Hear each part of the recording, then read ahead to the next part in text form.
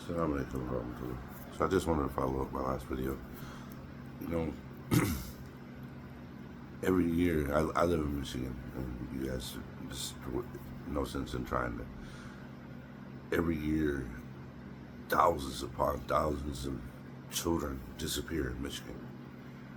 Uh, in a month's period in D.C., since all these pedophiles got there, 34 children disappeared, which is an astronomical number for amount of children to disappear in a short amount of time. That's just the ones we know about. You know, throughout our country, we're on a daily basis. If you look at not the news is really shady lately. It's more shady than normal because they're hiding stuff. But on a daily basis, you can see where either a Jewish group or a pastor or just some wackos are hurting children. You know, people are always saying, we don't want Sharia. I tell you what, I'd love to have some Sharia law on some of these people. You don't hurt children, whether you're Muslim, Christian, Jewish, agnostic, whether you're Hoodoo, whether you're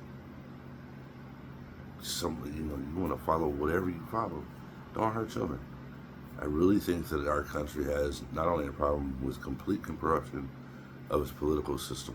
That's on the county, state, and federal. Trump is not the only issue we have in America. We have a lot of issues with our government being just outright paid for by lobbyists and lobbyist groups. We need to reestablish or refigure. I mean, we need to cut their salaries. There's no reason why somebody should work for us that makes six figures, gets paid by AIPAC or any other lobbying group, the NRA, anybody else, and then on top of that, they work old farmer schedule. Most people don't realize that the government is set up on a farmer schedule, and the reason why they're in session and out session when they are is set up on the almanac or set up on when farmers used to have to work. It's still on that, so they work less than teachers and get paid a six-figure income, and a teacher barely makes a five-figure income, and it struggles because it's not a good five-figure income.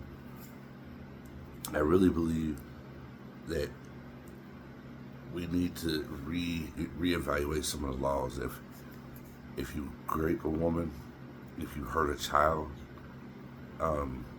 there's pictures that are drawn where men who did those kind of things in the Florida would tie them to poles and release rats on them naked and let the rats take care of them.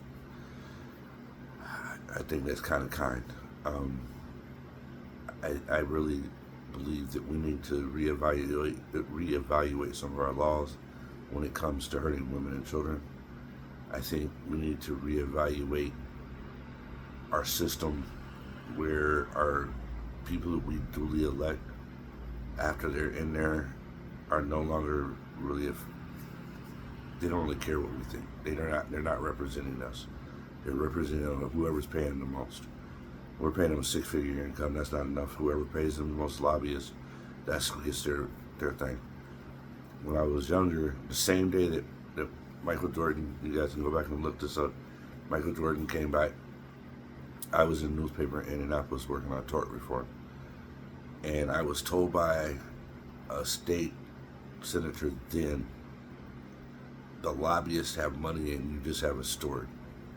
And we have to go with who pays our bills and who supports us in being elected and who finances our business things that we have going on.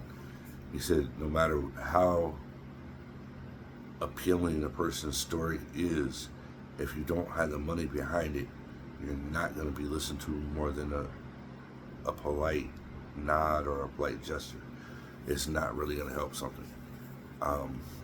We need to really evaluate how we prosecute people. You know, why is it somebody who gets caught with like a $10 bag of weed spends 20 years in jail, and somebody who does something to a woman gets 6 months in jail or less? But I don't see here's the reality. religion aside, without women, there's no world. You have all the men you want, they're not going to produce a child.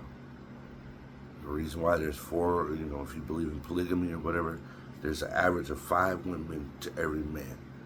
Women make the world go around. You can't go into an Arab house generally unless you have an abusive person in that house, and the woman isn't fully in charge of that house. We have to reevaluate how we do things. Calling women bees and doing this and dehumanizing them and whatnot. Remember all the things that we do to these children, do to these women. Your mother was a woman. You may have a daughter. If a woman says no, that means no. It don't matter how far you're into it, how drunk, how high, how whatever. If she says no, that means no. Get up, move on. And that's just my personal opinion. But I really think we need to evaluate how we're doing things in this country.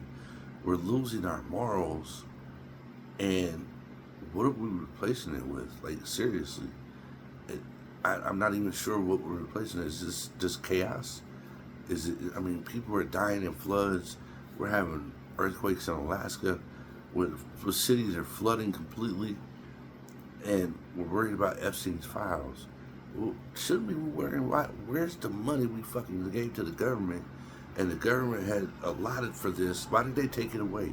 And then you had the governor saying, we're like football, we're gonna stand. The man's in a wheelchair, he can't even stand. Like, seriously, you're not gonna take money. You say it's a communist.